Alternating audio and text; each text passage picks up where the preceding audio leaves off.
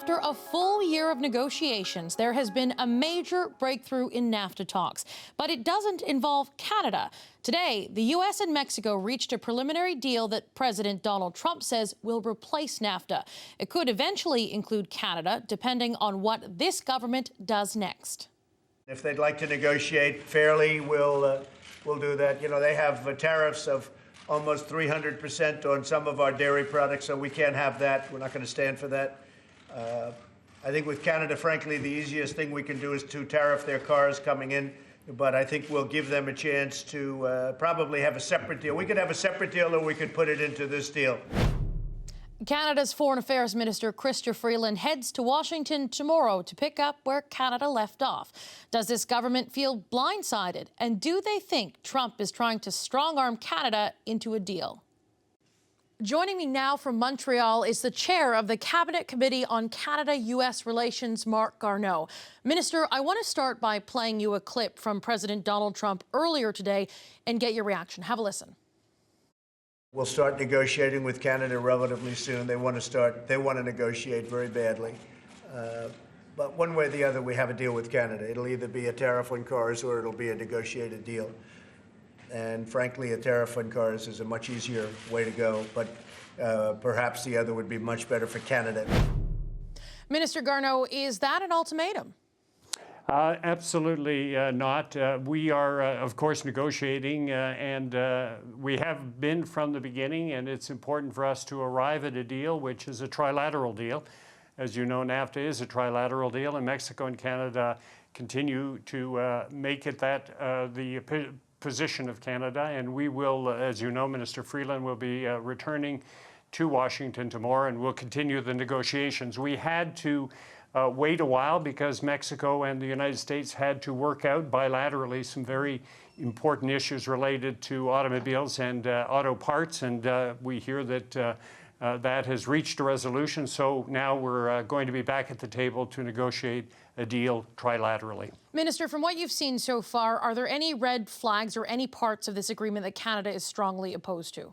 We have always been negotiating with the fact that there are some things that for Canada will be non-negotiable, and I'm not going to go into details on that. Minister Freeland and her very capable team have been negotiating on that. We've always said from the beginning that we want a good deal for Canada, and we're ready to modernize NAFTA, but it has to be a deal that is good for Canada and the middle class. But one issue that even the Prime Minister spoke about publicly is the sunset clause, and it's something that Canada says it would not accept. What we're hearing so far is that there's going to be a sunset review. It's not necessarily any sort of binding agreement that's going to nix the deal after a certain amount of time. Is that a compromise that's good enough for Canada? I'm going to leave that negotiating to Minister Freeland and her team when she returns to Washington tomorrow, and we'll see what is worked out with respect to the sunset clause. We have taken a position on it, and I'm not going to speak on behalf of Minister Freeland. Now, the way that Canada has been framing these ongoing negotiations between Mexico and the United States is that Canada has said, well, the U.S. and Mexico are working out their bilateral issues. But clearly, that is not accurate. That is not the case, because they are discussing things that are of a trilateral nature, like the sunset clause and dispute resolution. How do you account for that discrepancy? Well, the real reason for the bilateral discussions was because there was a big difference of opinion between Mexico and the United States on a very important issue, which is auto and auto parts.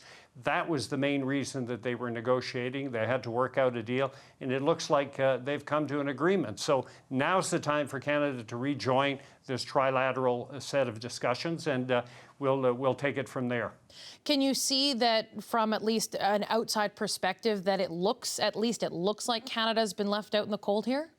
Not at all. You know, in fact, last January, it was Canada that began to suggest some creative ways to look at the whole issue of auto trade between the countries and some of the conditions attached to it. And we're very glad that the United States and Mexico have sat down together to work out this extremely important issue between them. Now is the time for Canada to rejoin the discussions. That's what we're going to do. And as I said from the beginning, as Minister Freeland has said, we want to come to a successful conclusion on this. It has to be a good deal for all three countries, yes, but it has to be good for Canada as well and for the middle class. But is Canada not in a weaker position now because the U.S. and Mexico, they've hashed out things that weren't just between the two of them. They've worked on issues that are trilateral. Is Canada not walking into this with a weaker position, either take it or not?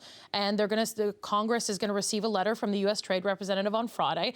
Is Canada now not in a weaker position? Canada will resume negotiations tomorrow when Minister Freeland returns to Washington. We have our positions, and we will always argue our positions so that we have a good deal for Canada. And we're very glad that Mexico and the United States have been able to come to an agreement with respect to auto trade. Now's the time for us to get back in and negotiate a trilateral agreement, and that's been the position of Mexico and Canada from the beginning, is that we want to have a satisfactory trilateral agreement. One other thing I want to ask you about that is certainly going to get a lot of attention here in Canada is Donald Trump has continuously criticized Canada's dairy industry. What kind of concessions is Canada prepared to make on dairy? Well, as I said, I'm not going to negotiate or speak on behalf of the Government of Canada. We have an extremely capable minister and an extremely capable team who are going to be sitting down at the table now that these bilaterals have taken place, and we'll negotiate all of the other details because it's a very big agreement that covers a lot of ground, and there are a lot of positions that Canada and the other countries have taken. We'll leave it up to the experts to work out a deal that's satisfactory for everyone. And given your position within Cabinet and this Cabinet committee, from your perspective, how real is Donald Trump's auto tariff threat? As Minister Freeland herself has said, there have been and there will be moments of drama. In negotiations, it's perfectly normal when we're talking about such an important trade treaty. We continue to, of course, have our positions, and we'll leave it up to our very capable Canadian team to work out where Canada stands on the issues so that we can make sure that the other two countries understand where we stand so that we will eventually find a deal that works for all three countries. And really quickly, Minister Garneau, do you dismiss that auto tariff threat as a moment of drama? I'm saying to you that it's normal in negotiations for countries to take positions. In the end, it is the work of the negotiating team sitting down at the table to work out a trilateral deal that will matter. All right. Thank you very much, Minister Marc Garneau, for joining us today. We appreciate it. My pleasure, Katie. Thank you. So what is likely to happen in the days ahead? Should Canada be encouraged by this breakthrough or nervous? Joining me now from Washington is Laura Dawson, the director of the Canada Institute at the Wilson Centre. Laura, we just had a cabinet minister on television tell us that he can't speak on behalf of the government of Canada. Is that a sign of just how sensitive these talks are? Yeah, I think we'll give the minister the benefit of the doubt that it is still a very sensitive point in the negotiations. It's really hard to tell what's real, what's made up, what's political theater. And the negotiations are so very complex that it gives a lot of political opportunists or scoundrels an opportunity to hide behind the complexity. So I think Minister Garneau has expressed Canada's overall position as one of optimism, one of constructive re-engagement. So we'll give him a gold star on that. So what stands out for you in terms of what we've learned so far about this deal? The details are coming out in drips and drabs at this point. What stands out for you in terms of what is actually new in this deal? So what stands out for me is that there's so much in this deal that is unrealistic or unformed. It is certainly by no means a comprehensive trade agreement, even a two-party trade agreement. It really doesn't cover all of the things or much of the stuff that we expected to be covered in this deal. So when I look at the fact sheets that were sent out from the United States Trade Representative today, I see some mention of intellectual property, a little bit on textiles and clothing, a very little bit on agriculture, a very, very little bit on labor. So aside from all of the other issues that you mentioned, Katie, that are quite contentious, I just don't see that the U.S. and Mexico have developed a substantive package that they can take to Congress. The second thing is what USTR is proposing, what the White House are proposing, doesn't look at all to me to be acceptable to the U.S. Congress or what the U.S. Congress has asked USTR to do. There is one issue that I do want to bring up. It appears the Americans have at least been willing to compromise on the demand for a sunset clause and perhaps implementing a review instead of something that's going to kill the deal automatically within a certain time frame.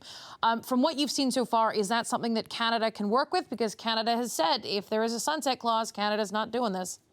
Well, I think it might be something Canada can work with.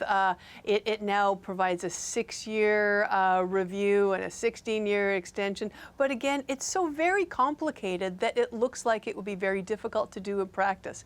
And in many of these issues, whether it's the rules of origin and auto, the sunset clause, the dispute settlement, these are things that the U.S. business community and the U.S. Congressional Committee have said, don't mess with these things. These are not changes that we are willing to accept. So even if Canada's willing to accept this strange new sunset clause arrangement, it does not seem like Congress is willing to accept that, neither Republicans nor Democrats. So when you take a look at what's gone on today, with Donald Trump hailing this as a breakthrough, we've had the Mexican President Enrique Peña Nieto joining in by speakerphone, celebrating what's gone on today. Do you see this as a realistic breakthrough, or is this just all politics? Well, I see that some progress has been made. I think Minister Garneau is correct that there were things that the U.S. and Mexico had to hash out as the main protagonists, the main opponents on rules of origin for auto, for example, that Canada could probably live with any middle ground position. But I'm much more inclined to say this is a lot of political stage management right now. Mexico needed some kind of an announcement to get it through the transition. The timeline is running out to get an agreement notified to Congress before the end of 2018. But more importantly, we're coming into the U.S. congressional midterms. And I think it is a more tenable position for President Trump to say, look, I brought you the kind of great deal on NAFTA you were looking for, and those jerks in Congress rejected it. It's easier for him to do that than to come up with the kind of modernized, improved, do no harm, comprehensive deal for the 21st century that we've all been hoping for.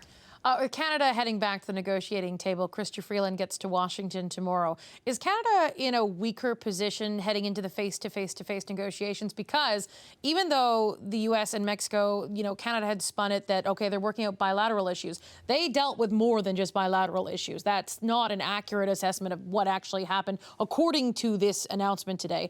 Is Canada walking in weaker? I think they definitely have to play catch-up. They have to play catch-up on a number of key issues. And again, as you mentioned, the announcements that came out today indicated some coverage in a lot of areas. But when I look at those areas, some of those are actually recycled. Those are things that I know that the U.S., Canada, and Mexico have already agreed to. Some of those sectoral annexes were agreed to back in April, May. So I think it's more U.S. officials sort of cobbling together any possible area of settlement and calling it a deal.